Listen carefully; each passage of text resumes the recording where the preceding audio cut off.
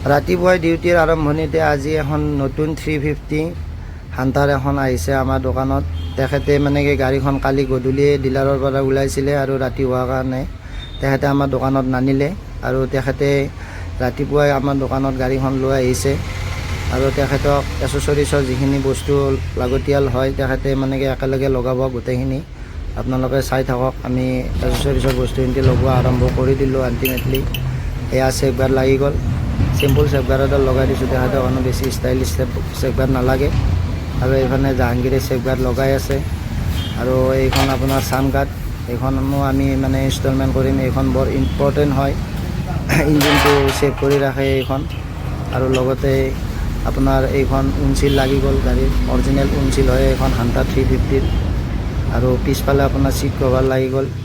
গাড়ীখনৰ ফাইনেলি লুকটো চাওক, গোটেইখিনি এচেছৰিজ লাগি গ'ল। আপোনাৰ বেক চাইডৰ যিটো বেকৰেজ হয় সেইটো লাগি গ'ল, লাইটৰ কভাৰবিলাক লাগি গ'ল।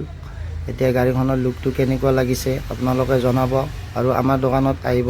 কণ্টেক্ট নাম্বাৰটো দি দিছোঁ।